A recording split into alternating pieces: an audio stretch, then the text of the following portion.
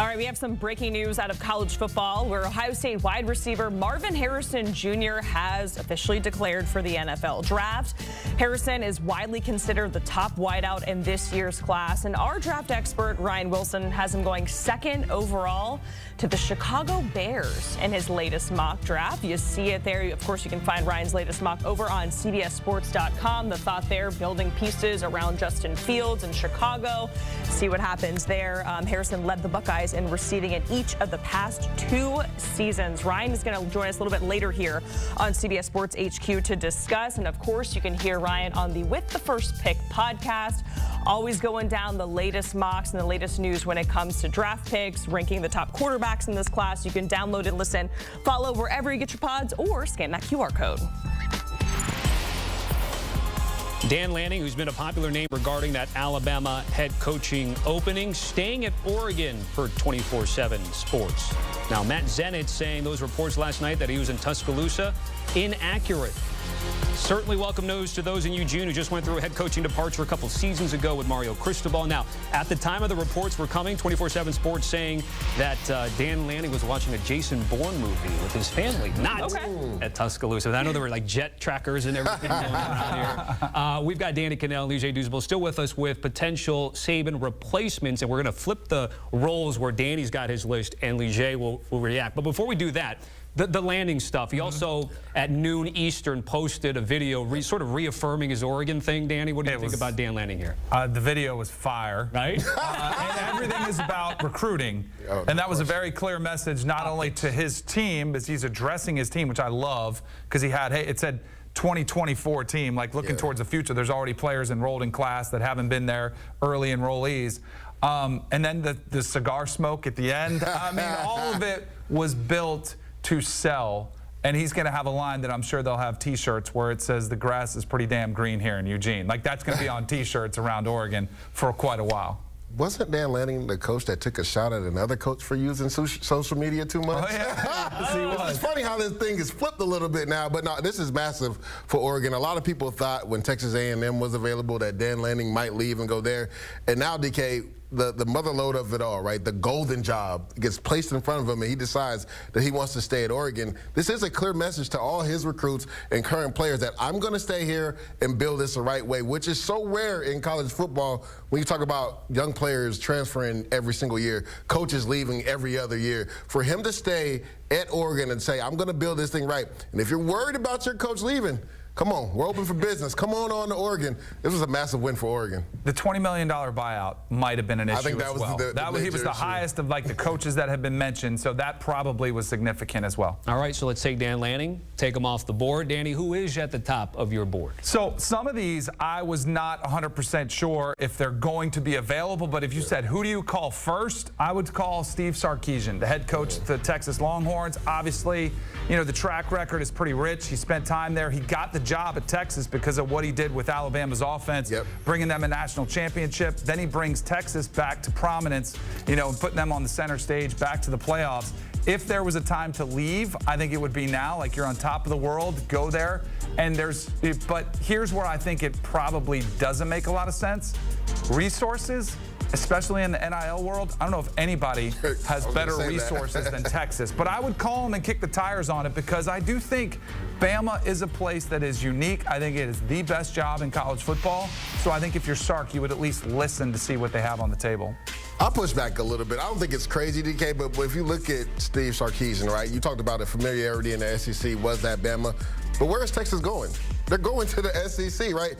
Who just decided to come back as his quarterback? Which makes it harder for them, though. Yeah, that's what you think so? Yeah, it's going to be a lot harder for Sark to keep that, you know, one-loss season, you know, that's going to be a lot harder to achieve at Texas. But with a 12-team playoff, you could probably lose 2 games and still get in. So Quinn Ewers coming back to Texas, I think it makes sense for Steve, or for Sark to stay at Texas. I don't think it makes a lot of sense for him to jump ship and go to Alabama, but it makes a lot of sense just because he has the familiarity with Alabama and knows how to recruit in the SEC. Number 2 on the list, I'm excited to talk about, of course. I'm not.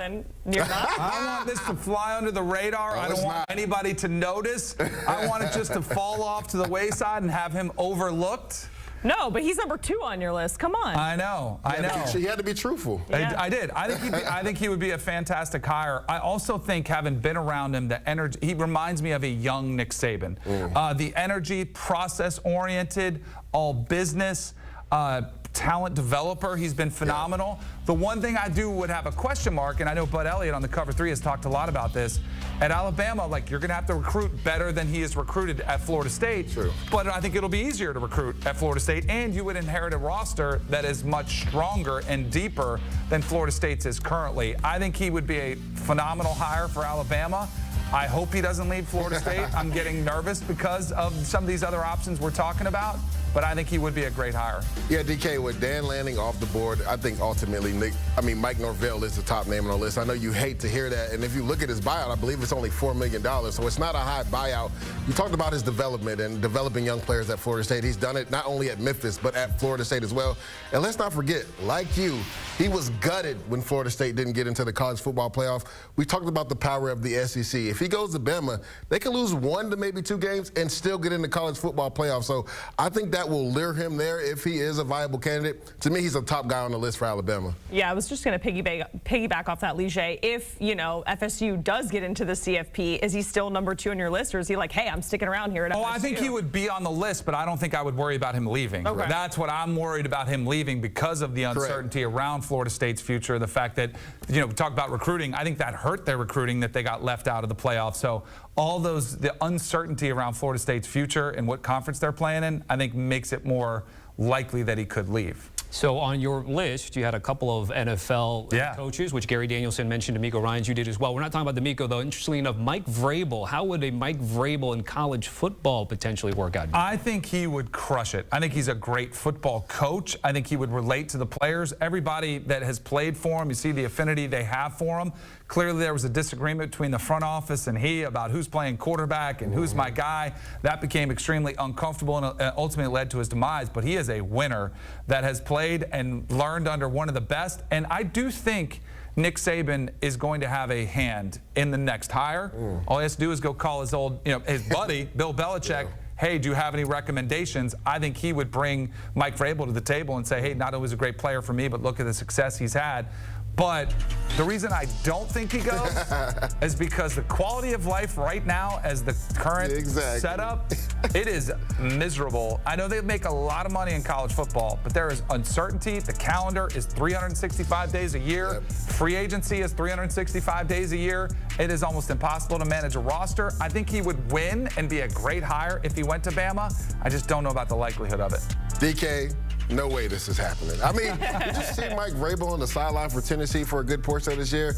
His facial expressions when they were losing. He's not used to losing games, right? So you go to Alabama, you got to deal with kids. You got to deal with kids, their personality, them wanting to always jump in the transfer portal. You got to deal with NIL. I don't think Mike Vrabel is going to want to deal with any of that. You talked about the quality of life, right? It's hard enough as an NFL coach. It's 10 times worse as a college coach. So I just don't see Mike Vrabel leaving the NFL ranks to go to college to have to deal with this. You talked about maybe that's why Nick Saban is potentially stepping away. I don't think Mike Vrabel wants any part of that. And I think he's probably snatched up by another NFL team in the next week or so, if not sooner. It's certainly been a crazy 24 hours in coaching, whether it's NFL, whether it's college. Whoever takes Nick Saban's job and replaces him is going to have some really, really big shoes to fill. DK, Lige joining us here on HQ, talking about the ever-changing coaching carousel, whether it's What, Danny, I heard you taped an emergency pod while driving. Yeah. Yes, we did. Hey, I can multitask with the best of them. I love it. And I was late to soccer and made it on time, driving on 95. Yeah. Oh my gosh, late Putting to in soccer. that OT. All right, you can hear the latest emergency pod where TK does it all on your feed right now on the Cover 3 podcast. You can download and listen wherever you get your pods or scan that QR code on your screen.